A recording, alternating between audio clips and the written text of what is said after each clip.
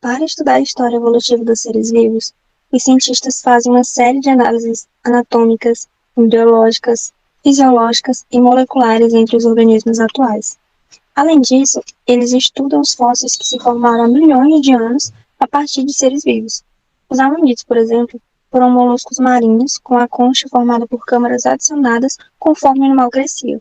O registro dos amonites apareceu pela primeira vez em rochas de 400 milhões de anos e estima-se que sua extinção ocorreu há 65 milhões de anos. Você sabe como um fóssil se forma? Qual a importância desse material para o estudo da vida na Terra? E o que o DNA pode nos informar sobre a evolução das espécies? Essas e outras questões, outras perguntas vai ser o que a gente vai conversar nesse episódio. Chamamos de fóssil os restos de seres vivos de épocas passadas ou ainda qualquer vestígio deixado por eles, como pegadas, túneis feitos por vermes marinhos, entre outras coisas.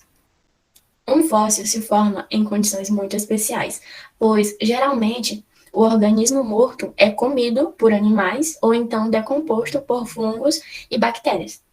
Os tecidos moles, aqueles que estão na primeira parte da pele, eles têm mais chances de serem comidos e decompõem-se mais rápido que as partes duras, como os ossos, conchas, etc. Estas, portanto, apresentam mais chances de formarem fósseis. De qualquer modo, só haverá fossilização se a morte do organismo ocorrer em condições que favoreçam esse fenômeno. Os fósseis podem se formar com mais facilidade quando um animal é soterrado por sedimento, como areia ou argila, no fundo de lagoas e mares, ou no leito de rios. Com o tempo, os sedimentos se compactam e formam rochas. E às vezes as partes do corpo são substituídas por minerais e a sua forma original é preservada. Em outras situações, o organismo é completamente destruído, só que a sua marca ou o seu molde fica esculpido na rocha. E são raros casos que o organismo fica intacto, como aconteceu com os mamutes, que são ancestrais do elefante. E aí eu me lembrei daquela animação, a Era do Gelo, porque os mamutes viveram na Era do Gelo, por isso não conseguiram sobreviver. Digamos assim. E aí, esses mamutes, né, voltando aqui para o assunto, tiveram a carne e a pele preservadas, só aterrados nas geleiras da Sibéria ou com insetos presos na resina de pinheiros. Em resina fossilizada, chamada ambar, podemos encontrar insetos que viveram há milhares de anos. E o interessante é que, como se vê, a probabilidade de se formarem fósseis é muito baixa. Além disso, depois de formadas, muitos deles podem ser naturalmente destruídos por agentes erosivos. Tudo isso faz com que o registro fóssil da evolução dos seres vivos seja incompleto. Uma coisa que é interessante, que a gente pode ver que nem tu falou, Inaira, referente à Era do Gelo, é que é uma forma mais prática e mais fácil da gente entender a respeito da evolução através de um desenho, porque nenhuma criança vai pegar e vai ler um livro de biologia que fala sobre os Homo sapiens, Homo erectus, entre outras coisas, e entender. Então fica uma forma mais fácil e mais prática para crianças entenderem a respeito da evolução. Eu lembrei da aula que a gente teve no primeiro ano com a professora Simone. Eu não lembro ao certo o que foi que ela disse, qual foi as questões que ela falou, mas ela disse que no filme não gostava muito, porque tem aquela parte que o esquilo vai caindo, tipo, ele passa por várias coisas, assim, e até ele chegar na Terra, ela disse que aquilo não condiz com a realidade, então por isso ela não recomendava. Mas é muito bom, né, pra gente pensar. Não sei se vocês lembram dessa aula que eu tô falando. É bom porque mostra, tipo, vários animais que foram extintos, tipo, o tigre lá, eu esqueci que eu paguei, mas é um tigre que não existe mais, que foi extinto há muito tempo, e as preguiças gigantes também. Acho que é o dente de sabre. É esse aí mesmo. E sobre as preguiças gigantes, tem até, se eu não me engano, foi uma questão do Enem, eu acho, ou foi uma questão do livro que eu vi a respeito das preguiças gigantes com a extinção dessas preguiças, foi colocado também que acabou com algumas formações de algumas plantas, de já que elas comiam e, digamos que era que nem a anta, ela come e as sementes, quando ela defeca, né, quando ela faz cocô, são deixadas no chão e aí elas terminam germinando. E assim também foi com as preguiças gigantes, meio que elas eram as produtoras quem cuidavam de uma certa população de plantas e terminou ficando praticamente extinta essas plantas justamente porque elas eram as principais produtoras, de certa forma. E algo muito importante a se falar é da importância dos fósseis para o estudo da evolução, meninas. A paleontologia fornece importantes dados sobre a história evolutiva de uma espécie, isto é, sobre sua filogenia ou filogênese. E, além disso, contribui com valiosas informações sobre espécies extintas. Para isso, usa métodos e dados de várias outras ciências, como a geografia, a geologia, a química e a biologia, entre outros. Eu lembrei do. Não, continua. Eu lembrei do filme que é. Como é? Quatro amigas e um jeans viajante. Que aí uma das amigas, ela estuda, tipo, isso. Aí é muito legal.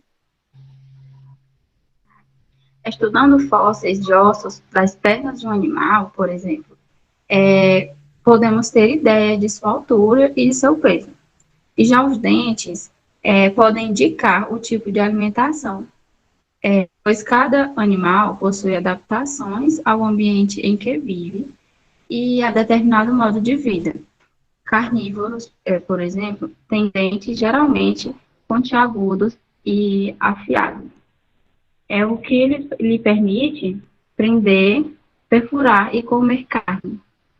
E de particular interesse são os fósseis com características intermediárias entre dois grupos. A forma intermediária é conhecida como fóssil de transição, que indica o grau de parentesco entre dois grupos.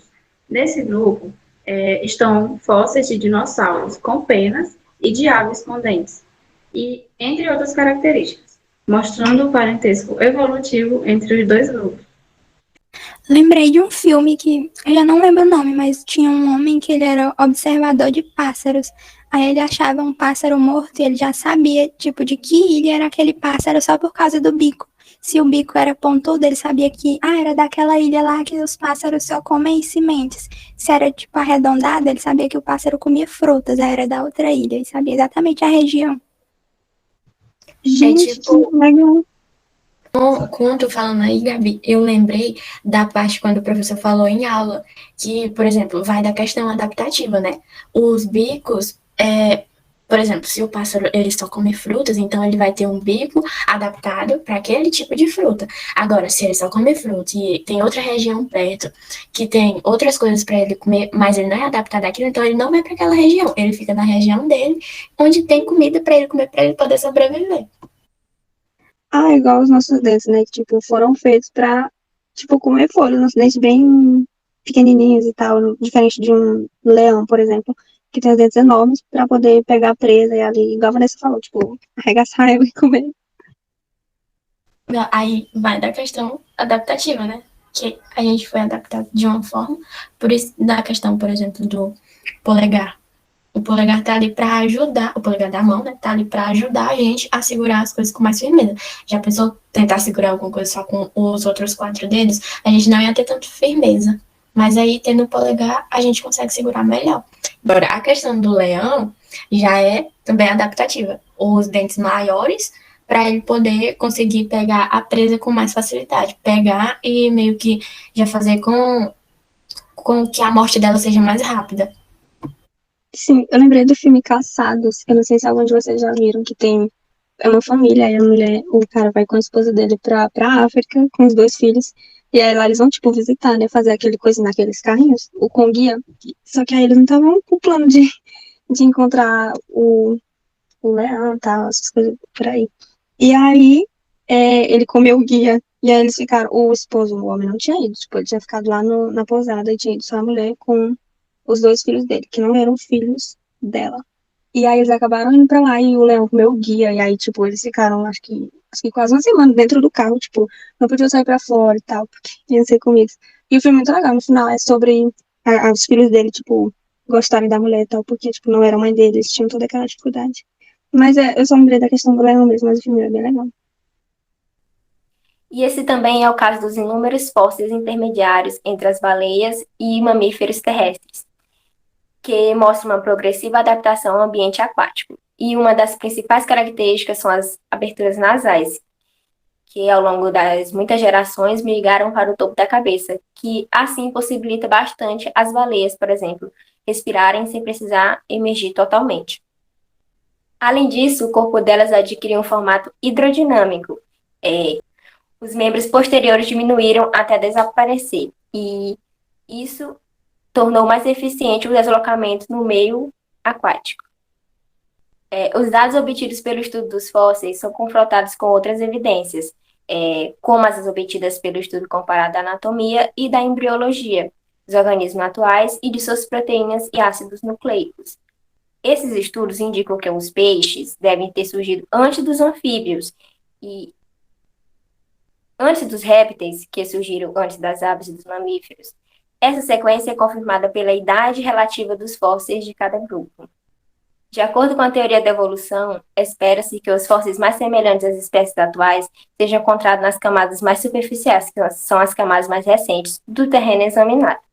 Espera-se também encontrar fósseis de organismos de transição entre os grupos de um ancestral comum com o mais recente, como as aves e dinossauros, peixes e anfíbios, e entre outros.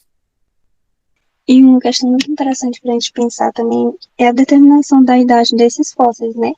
Porque a idade deles, ela corresponde aproximadamente à do terreno em que ele se encontra. Porque, no geral, quanto mais profundo o terreno, mais antigo é seu fóssil. A idade absoluta das rochas e a dos fósseis são calculadas por meio dessa desintegração de elementos radioativos, que funcionam meio que como relógios naturais. Ah, Kai. Quando se desintegra, tipo o urânio, transforma-se em um isótopo de chumbo, que é 1 grama de urânio, demora cerca de 4,5 bilhões de anos para produzir 0,5 gramas de chumbo. Portanto, pela quantidade relativa de urânio e chumbo presentes em uma rocha feita com análises químicas em laboratórios e tudo, podemos saber sua idade. A taxa de desintegração não varia com mudanças de pressão, nem temperatura ou relações químicas. Então, com esse método, os cientistas eles determinam a idade da Terra, análises de meteoritos, rochas da Lua e rochas antigas do planeta. Eles comprovam que ele tem 4,5 bilhões de anos. Por exemplo, que nem a professora Simone falou uma vez na aula de geografia, justamente referente a essas rochas, que aqui no planeta Terra tem rochas tanto mais novas, digamos assim, e outras que são mais velhas. E essas velhas têm milhões e milhões de anos, e elas têm, os pesquisadores fazem os estudos a respeito delas e veem quanto tempo aquela rocha está no planeta. Outro isótopo do urânio tem meia-vida, cerca de 704 milhões de anos, ou seja, nesse intervalo de tempo, metade dos átomos transforma-se em um isótopo de chumbo. É verdade, Michele. Só que nessas rochas recentes, né, é diferente, porque a quantidade relativa de urânio e de chumbo é muito pequena e é difícil de ser analisada. E nesse caso, é usado, né, o método carbono-14, que é aquele isótopo radioativo do carbono normal, que ele se forma quando nêutrons de raios cósmicos colidem com esses átomos de nitrogênio atmosférico. E esse carbono-14, ele pode combinar-se com o oxigênio do ar e formar gás carbônico, que se incorpora aos vegetais na fotossíntese e indiretamente também aos animais pela cadeia alimentar. E todos esses seres vivos, eles possuem uma pequena taxa de isótopos radioativos do carbono, 1 em cada trilhão de átomos de carbono. E quando morre, o organismo para de absorver esse isótopo, que se desintegra do cadáver lentamente e forma nitrogênio. A cada 5.730 anos, a taxa de carbono radioativo cai pela metade. Então, a medida da radioatividade causada pelo carbono radioativo fornece a idade aproximada daquele organismo. Sobre a embriologia e a anatomia comparadas. Muitas vezes, comparando o desenvolvimento embrionário e a anatomia de diversos organismos, é possível determinar o grau de parentesco entre eles. Estudando os detalhes da anatomia do braço do ser humano, da nadadeira da baleia e da asa do morcego, vemos que, apesar de terem funções diferentes, esses órgãos apresentam o mesmo padrão de construção, da qual é a formação e o arranjo dos ossos são muito semelhantes. E essas semelhanças podem ser explicadas pelo fato de que esses órgãos evoluíram a partir de um mesmo órgão presente no ancestral comum desses grupos, que se adaptou a funções diferentes. Estruturas como essas, originadas de um ancestral comum exclusivo, que podem ou não desempenhar a mesma função, são as estruturas homólogas. A diferença de funções entre tais estrutura, quando presente, deve-se à diferença evolutiva, ou seja, a seleção de características mais adaptadas a cada ambiente. Então, quando eu pego dois organismos e pego um determinado órgão desses organismos e comparo, se esses órgãos têm a origem do mesmo ancestral evolutivo nos dois organismos, eu vou dizer que esse órgão é homólogo.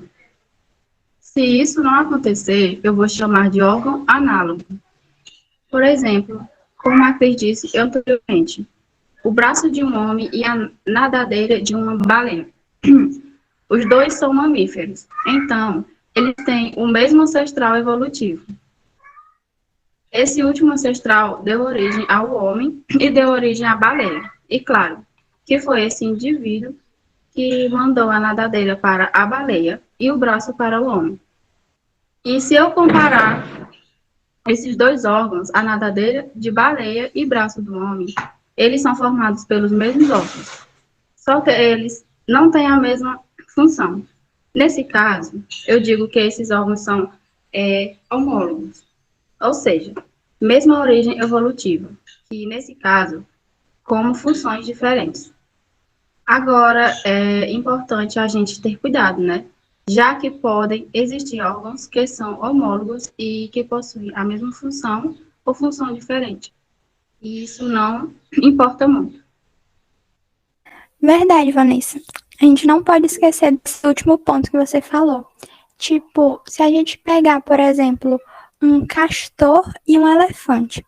Quando a gente repara nos dentes do elefante e nos dentes do castor, aquele dente da frente do elefante são os dentes incisivos, que eles cresceram tanto que viraram as presas do elefante.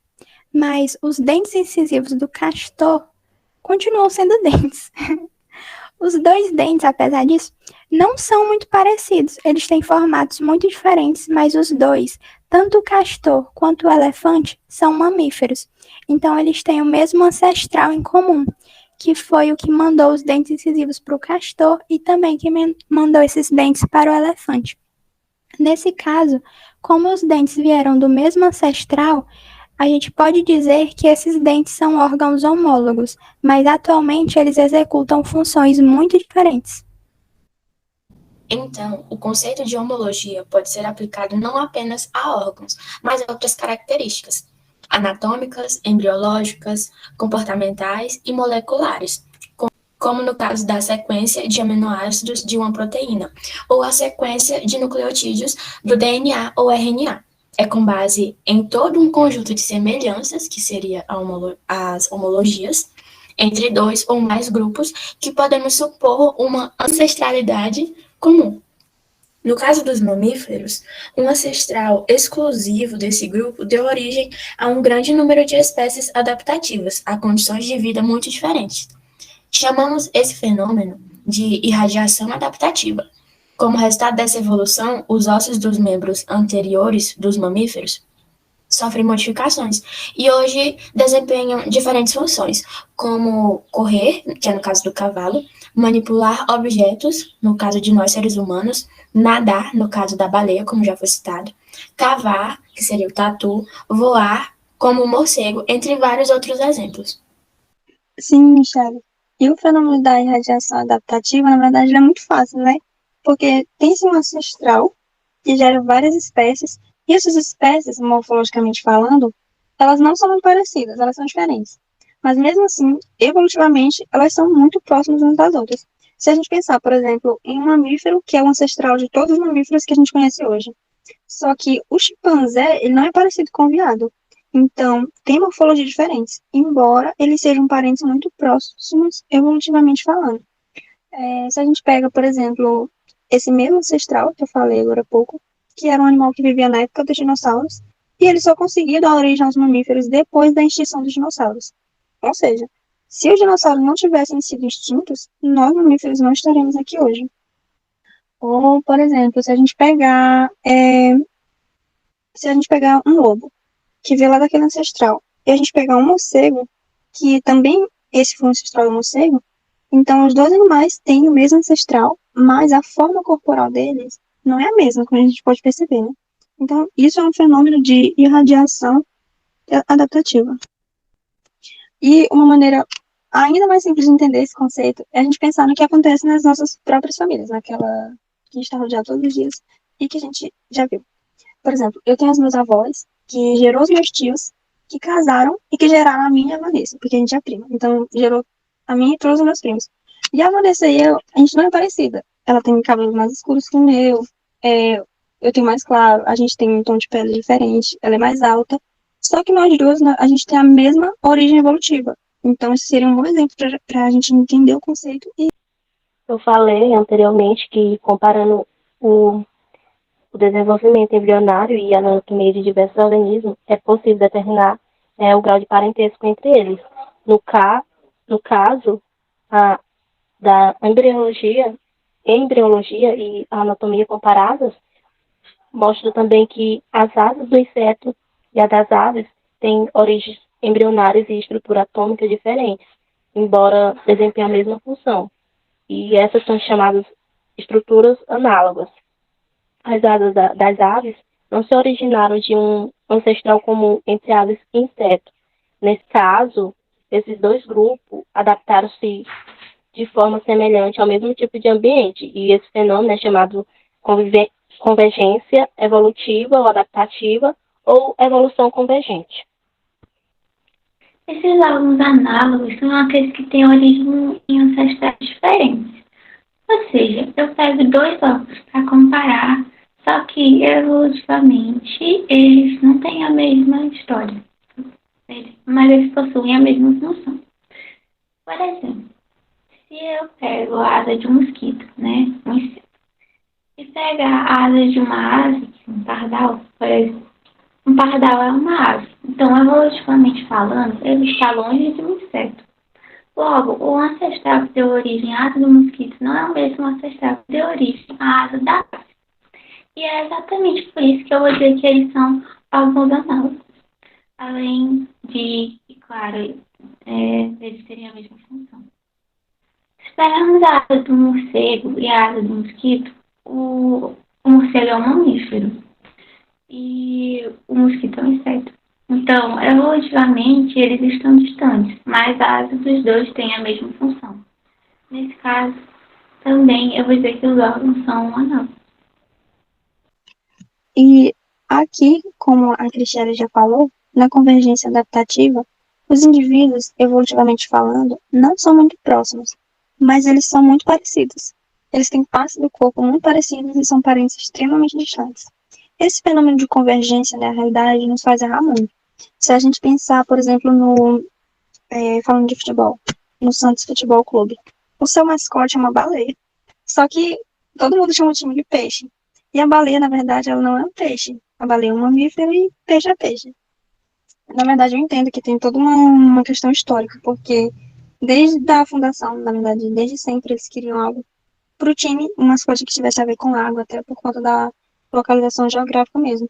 Só que o que eu quero apontar é essa questão mesmo da gente fazer essa diferenciação entre esses nomes, para que a gente não erre quando a gente estiver falando estudando, porque no caso do time tem toda essa questão que eu já falei.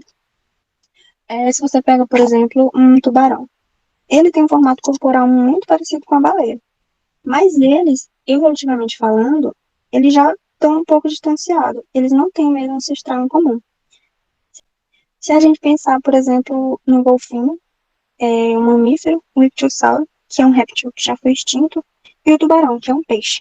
Evolutivamente falando, eles não têm o mesmo ancestral em comum. Eles já são um pouco distantes. Mas se a gente reparar na morfologia deles, na forma corporal deles, é muito parecida. Isso acontece porque eles habitam o mesmo local. Então, eles passaram por aquele mesmo processo de seleção natural ou um processo de seleção natural muito próximo, que foi selecionando organismos aquáticos com esse formato hidrodinâmico, como já foi falado, para facilitar o nado deles. E Ai, não. Isso me faz lembrar da questão que caiu no Enem também. Sobre, como tu falou aqui, né? Que eles são muito parecidos e só que são distantes. Aí tinha uma questão, não lembro muito bem, que falava sobre um certo animal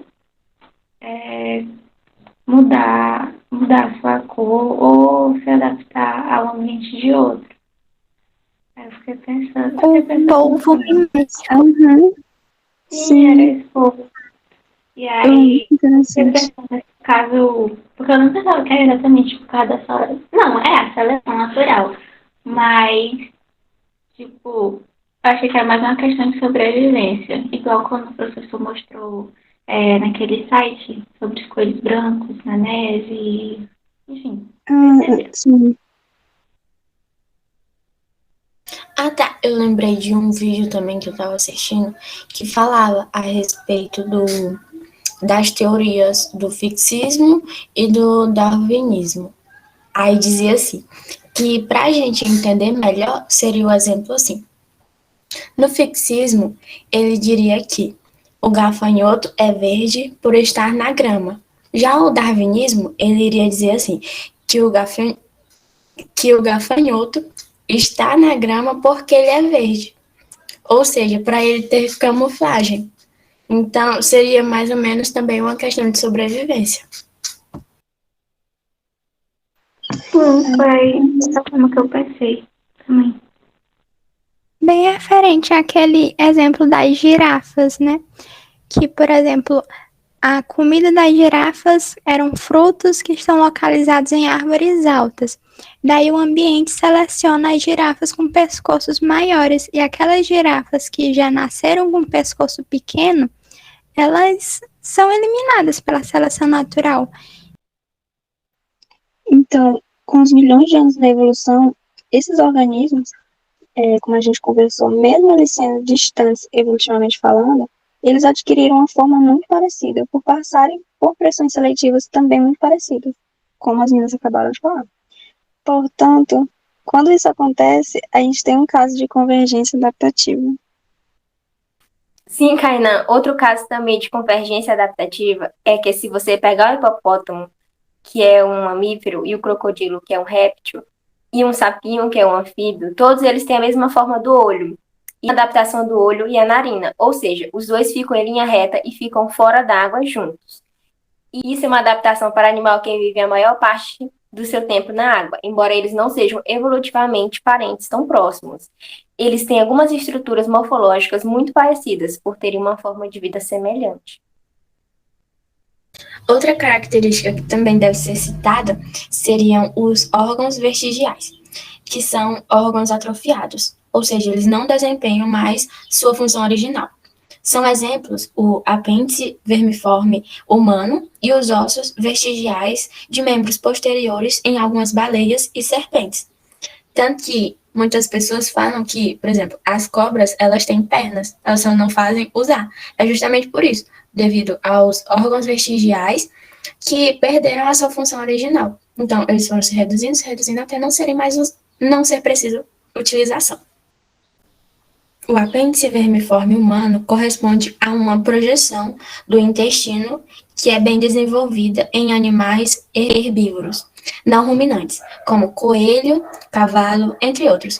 Nesses animais, o apêndice vermiforme abriga micro-organismos importantes para a digestão da celulose. Na espécie humana, essa função original do órgão foi perdida. o que o caracteriza como órgão vestigial. No entanto, um estudo recente sugere que ele pode colaborar em outras funções, como na imunidade ou no reservatório de bactérias. E essa presença de ossos vestigiais de membros posteriores em baleias e serpentes indica que esses animais descendem de espécies com pernas que se adaptaram a um novo modo de vida. Nas baleias, a perda dos membros posteriores diminuiu o atrito com a água, e aí tornando mais eficiente o deslocamento do animal no ambiente aquático. E nas serpentes, essa perda pode ter facilitado o deslizamento delas por fendas estreitas entre pedras e sua entrada em buracos no solo. Outro exemplo é o cóccix humano, que é localizado na parte inferior da coluna vertebral e é formado por união de 4 ou 5 vértebras. É um órgão vestigial remanescente de cauda. Há pessoas que, inclusive, possuem um pequeno músculo ligado ao cóccix, idêntico ao que movimenta a cauda em outros mamíferos, mas nesse caso sem função, já que o cóccix não se movimenta. Bom, uma vez, Inária, eu assisti um filme que dava justamente essa característica. Um dos personagens do filme, ele tinha esse ossinho atrofiado, né? Esse órgão vestigial, que ele aparecia acima mais ou menos na altura da cintura, e ele ficava mexendo, sabe? E eu achei engraçado, eu não sabia o que era, e agora com essa explicação eu entendi melhor. Temos as semelhanças embrionárias, que seria a embriologia comparada, também fornece boas informações a respeito do parentesco entre os grupos cujos representantes parecem muito diferentes uns dos outros quando comparados depois de eles já formados. A semelhança entre os embriões podem ser observadas, por exemplo, entre os diferentes grupos de vertebrados, que temos a explicação que está no fato de que, a partir de uma organização básica do embrião, é comum a todos os grupos diferentes órgãos se desenvolverem, conforme o grupo a que o embrião pertence. Assim, todos os embriões de vertebrados possuem bolsas, sulcos e arcos faríngeos, mas nos peixes essas estruturas farão parte das brânquias. E em humanos, elas formarão diversas partes da cabeça e do pescoço. Falando nos estudos moleculares, em termos bioquímicos, quanto maior a diferença na sequência de ácidos nucleicos e nas proteínas de duas espécies, maior a distância evolutiva entre elas. Então, as semelhanças na sequência dos aminoácidos de uma proteína ou de nucleotídeos do DNA podem indicar o grau de parentesco entre duas espécies. Um exemplo do uso desse método é a comparação entre a hemoglobina humana e a de outros mamíferos. A humana é igual à da chimpanzé, que é a mesma sequência de aminoácidos, e difere da de animais cada vez mais afastados evolutivamente. Então, isso significa que seres humanos e chimpanzés são mais próximos evolutivamente entre si do que com outros animais. Em outras palavras, chimpanzés e humanos compartilham um ancestral comum mais recente do que com outros animais. Meninas, e algo que eu acho muito legal nisso tudo é que as técnicas atuais de análise de ácidos nucleicos permitiram sequenciar o genoma de várias espécies, mostrando, por exemplo, que o genoma humano apresenta maior grau de semelhança com o genoma do chimpanzé do que com o de outros animais. A análise do DNA dos cromossomos 2A e 2A e 2B do chimpanzé mostrou a semelhança de várias partes desses cromossomos com o cromossomo humano 2, indicando que este pode ter surgido da função entre dois cromossomos do ancestral comum de chimpanzés e humanos. E isso explicaria por que os humanos têm um par de cromossomos a menos em relação aos chimpanzés. Pois é, Vanessa. E o sequenciamento de genoma permite construir árvores filogenéticas dos grupos de organismos, que podem ser comparadas com as árvores construídas com dados morfológicos. Permite também descobrir a origem de novas doenças causadas por vírus. O sequenciamento do RNA do vírus da AIDS, por exemplo, ajudou a decifrar sua origem. O HIV-1 veio de um tipo de vírus que infecta chimpanzés e o HIV-2 de outro tipo de vírus que causa dano nos macacos verdes. e a época aproximada em que o vírus passou de uma espécie para outra. Com as novas técnicas para determinar a sequência de base do DNA, pode-se estudar também a evolução de determinada sequência de DNA em diferentes espécies, comparando as mudanças em sua sequência de base. Utilizando essa abordagem, foi possível demonstrar que os mamíferos terrestres mais próximos das baleias são os hipopótamos. A análise confirmou as evidências morfológicas de que a articulação entre a perna e a pata de um ancestral da baleia, o gênero Basilosaurus, eu não sei se pronunciei certo, é semelhante à dos Artiodactylus. Também não sei se pronunciei certo, mas é isso aí. Grupo em que se encontra o hipopótamo. Então, como a gente acabou de conversar, a teoria da evolução permite explicar grande número de fenômenos que, aparentemente, não teriam relação entre si. Os fósseis, as adaptações, as semelhanças anatômicas, fisiológicas e moleculares entre os seres vivos, os órgãos vestigiais, entre muitos outros. Nós vamos agora conversar um pouco, sobre a evolução humana propriamente dita. Análises de sequências de DNA mostram que os chimpanzés eles são nossos parentes evolutivos mais próximos. Apesar das semelhanças, o ser humano não descende de espécies de macacos atuais, mas ele e os outros antropóides de hoje descendem de um mesmo ancestral.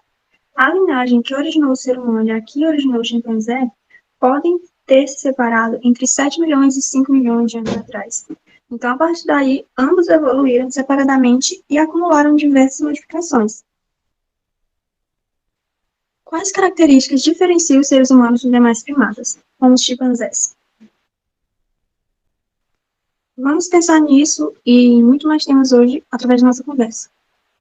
Com o objetivo de facilitar o estudo da evolução, costuma-se dividir a história em éons, eras, períodos e épocas. Cada um desses grandes intervalos de tempo é geralmente marcado por algum acontecimento importante. Comparando com a escala de tempo usada em história, a escala de tempo geológico leva em consideração intervalos de tempo imensamente maiores do que o de história. Então, na evolução da espécie humana, acredita-se que os parentes evolutivos mais próximos da espécie humana sejam os chimpanzés, os gorilas e os orangotangos. Todos esses animais eles fazem parte da ordem dos primatas, apresentando algumas características comuns e exclusivas desse grupo. Um dos aspectos mais importantes que diferencia o ser humano dos demais primatas é a capacidade humana de se apoiar e se locomover apenas sobre os membros superiores. Embora eles consigam se locomover sobre os dois pés, gorilas, chimpanzés e outros símios são incapazes de caminhar apenas com os membros superiores por períodos prolongados. E essa capacidade caracteristicamente humana de caminhar sobre os dois pés possibilitou que as mãos ficassem livres para segurar e manipular objetos. Isso possibilita, por exemplo, que os seres humanos consigam recolher e transportar alimentos, crianças, pegar pedras e galhos que podem ser usados como armas, manusear instrumentos delicados de trabalho e esse tipo de coisa. A gente ainda não sabe, ao certo, quais foram as causas que favoreceram a postura ereta do ser humano, mas a hipótese é que o grupo de primatas que originou a espécie humana ela teria abandonado a floresta e ido viver nos campos ou nas savanas da África. Essa postura ereta, ela pode ter facilitado a corrida nas savanas, além de ter deixado também as mãos livres, como a Kainan falou, para a realização de diferentes atividades, como as mencionadas anteriormente. Pode ter favorecido também a observação de presas e de predadores à distância, por cima da grama alta, já que agora eles poderiam ficar em pés. E alguns estudos mostram que a postura ereta, ela possibilita ainda uma economia de energia no deslocamento. E, além disso, as articulações dos braços permitem com que os humanos, agora eretos, consigam lançar objetos com boa velocidade, e o polegar em posição aos outros dedos facilitam a apreensão e a manipulação de objetos.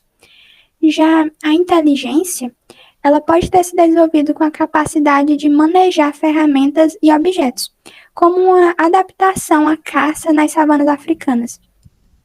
Enquanto na espécie humana, o volume médio do crânio é de aproximadamente 1.350 centímetros cúbicos, no chimpanzé ela atinge no máximo 500 centímetros cúbicos. E no gorila, apesar de todo o tamanho desse animal, atinge no máximo 750 centímetros cúbicos. Além disso, na espécie humana, as circunvoluções do córtex cerebral elas são mais desenvolvidas, o que aumenta consideravelmente a área dessa parte do cérebro, que se envolve principalmente em funções como o raciocínio e a linguagem. Agora vamos falar sobre os australopitecos. Entre os possíveis ancestrais da linhagem dos hominídeos estão os australopitecos, integrantes do gênero Australopithecus, ou seja, macaco do sul.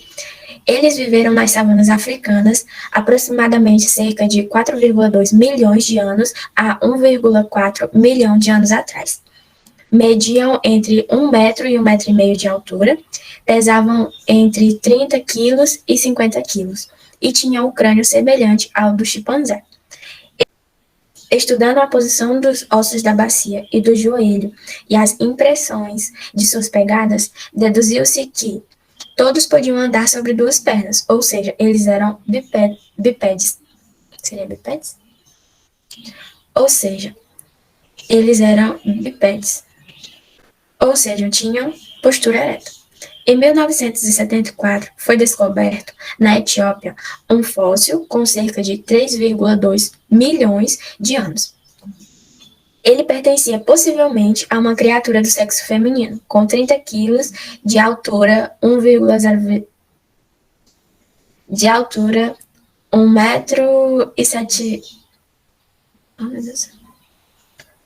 Em 1974, foi descoberto na Etiópia um fóssil com cerca de 3,2 milhões de anos. Ele pertencia possivelmente a uma criatura do sexo feminino, com 30 quilos de altura, 1,07 metros, e postura ereta. Era formado por 52 ossos e o crânio tinha 420 centímetros cúbicos. Esse fóssil foi batizado de Lucy. Lucy pertencia à espécie Australopithecus afarensis, descoberta na região de Afar, na Etiópia, que viveu entre 3,8 milhões e 2,4 milhões de anos atrás, e tinha de 375 centímetros cúbicos a 550 centímetros cúbicos de crânio, semelhante ao do chimpanzé, mas com dentes e ossos da perna parecidos com os da espécie humana, além de ter uma postura ereta. Pegadas preservadas em cinzas vulcânicas reforçam essas hipóteses.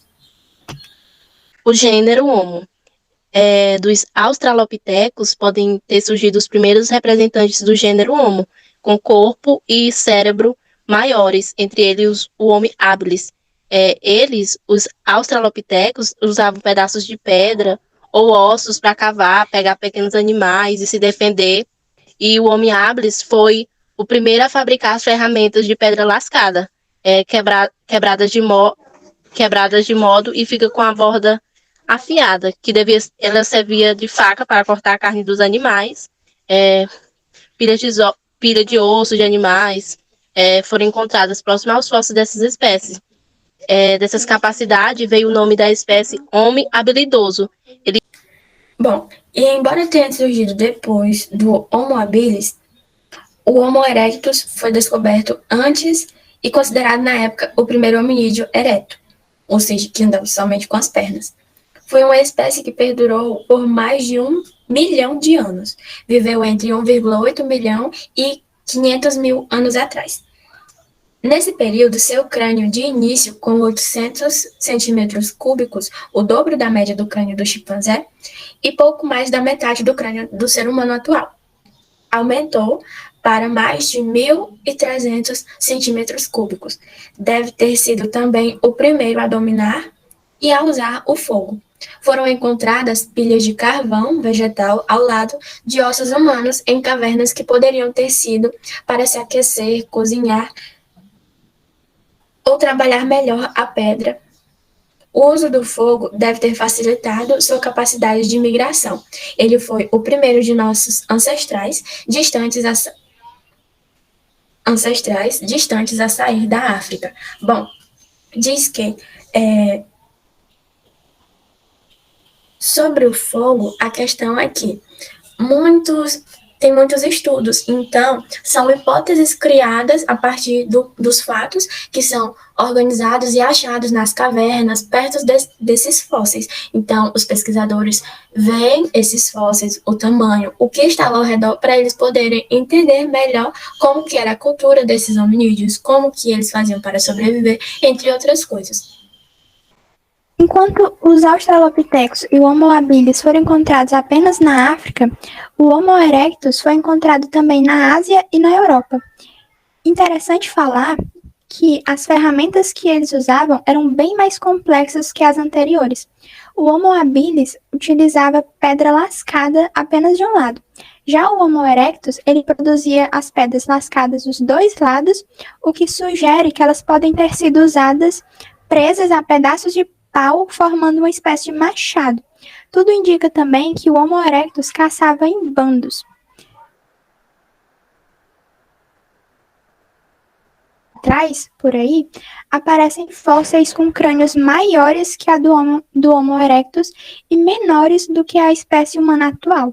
Eles foram classificados como formas muito antigas do Homo sapiens. Já no período entre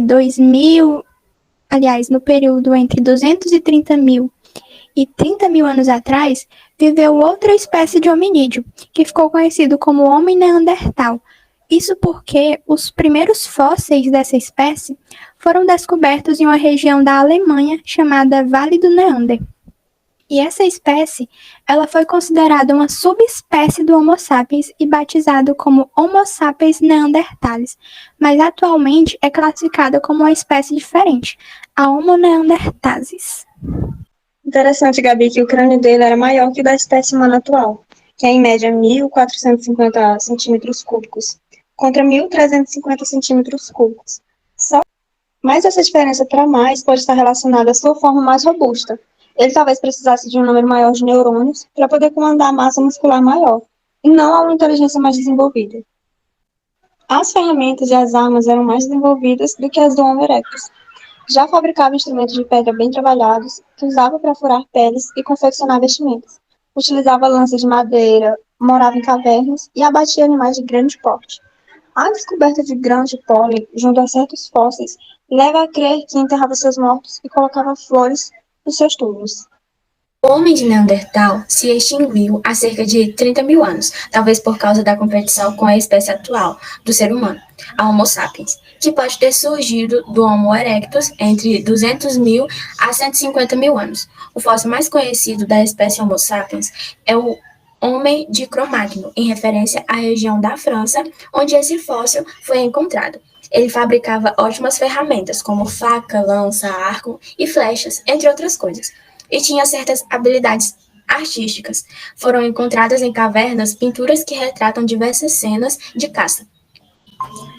Há cerca de 12 mil anos, o homem passava de caçador a agricultor e surgiram as primeiras civilizações, as primeiras comunidades.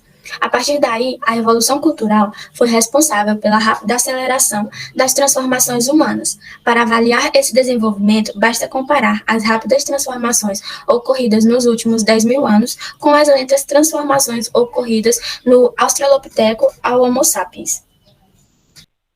Pensando no ser humano e a evolução, nós sabemos que não é possível explicar todas as características humanas em termos evolutivos. Primeiro, porque nossa espécie não está sujeita apenas à evolução biológica, mas também à evolução cultural, que é estudado principalmente em sociologia e outras ciências sociais. E com o desenvolvimento de um cérebro complexo, que nos dá grande capacidade de aprendizagem, houve também o desenvolvimento da linguagem, da cultura e da consciência. Mais do que outras espécies, somos capazes de prever a consequência de nossos atos, e isso significa que podemos conscientemente escolher como devemos viver. E além disso, a ciência não pode e nem pretende responder a todas as perguntas que o ser humano propõe. Existem outras formas de conhecimento que respondem às perguntas diferentes acerca do mundo. Para o evolucionista Stephen Jay Gould, a ciência estuda o mundo natural e não o nosso universo moral. Isso quer dizer que a ciência estuda a natureza e os fenômenos como eles são e não como deveriam ser. A ciência estuda fatos e não valores éticos. Os valores éticos são discutidos pela religião e pela filosofia, por exemplo.